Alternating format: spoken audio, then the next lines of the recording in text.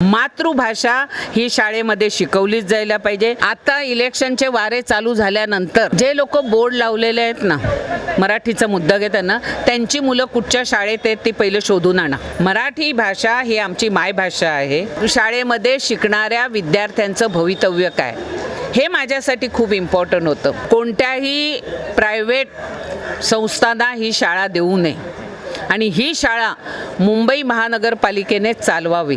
आज या शाळेचं आपलं भूमिपूजन सोहळं झाले।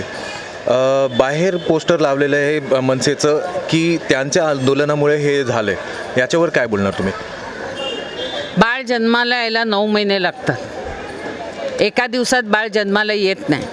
आणि त्याचप्रमाणे ह्या शाळेच्या करण्याचा प्रस्ताव हा 2023चा आहे। 2023मध्ये जे पोस्टर लावतात ते माझ्याच पक्षामध्ये पदाधिकारी होते आणि आता इलेक्शनचे वारे चालू झाल्यानंतर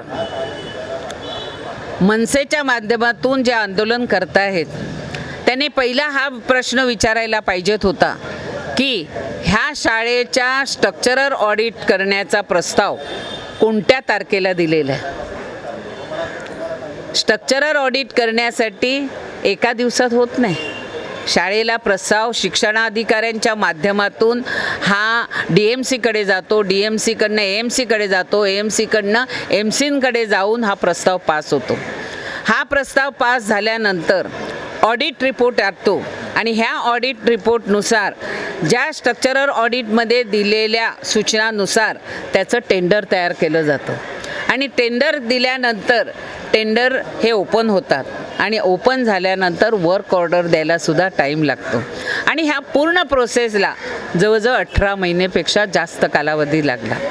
आणि ह्या 18 महिन्यांच्या कालावधीमध्ये एक लोकसभेचं इलेक्शन, एक विधानसभेचं इलेक्शन आणि एक विधान परिषदेचं इलेक्शन, ह्याला लागणारी आचारसंहिता तुम्ही बाजूला करा। किती दिवस मिळाले आणि त्यानुसार आपण ह्याचं केलं। पण ह्या रिपेअरिंगचं टेंडर काढत असताना ह्या शाळेमध्ये शिकणाऱ्या विद्यार्थ्यांचं भवितव्य काय हे माझ्यासाठी खूप इम्पॉर्टंट होतं आणि त्यासाठी जोपर्यंत माझ्याकडे दुसरी शाळा विद्यार्थ्यांना मिळत नाही तोपर्यंत ह्या शाळेचं काम कसं चालू करायचं हा मोठा प्रश्न होता। नंतर दहिसर विधानसभेमध्ये एक शाळा रिझर्वेशनमध्ये तयार झाली।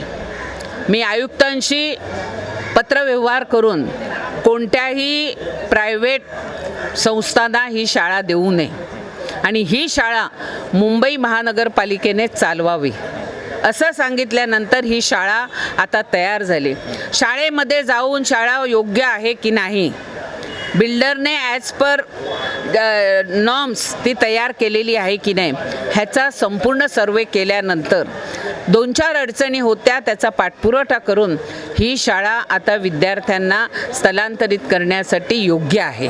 म्हणून 30 तारखेपर्यंत आम्ही त्याचं उद्घाटन करणार आहोत आणि लवकरात लवकर सर्व मुलांना त्या शाळेमध्ये आम्ही स्थलांतरित करणार आहोत। मगाशी एक हिंदी मराठी हिंदी वाद चालू होता।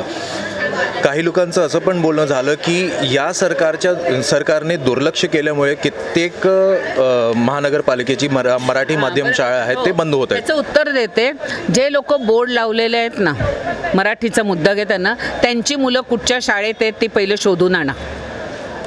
त्यांची मुलं कुठच्या शाळेत शिकतायत ते शोधून आणा, मग तुम्हाला त्याचं उत्तर मिळेल।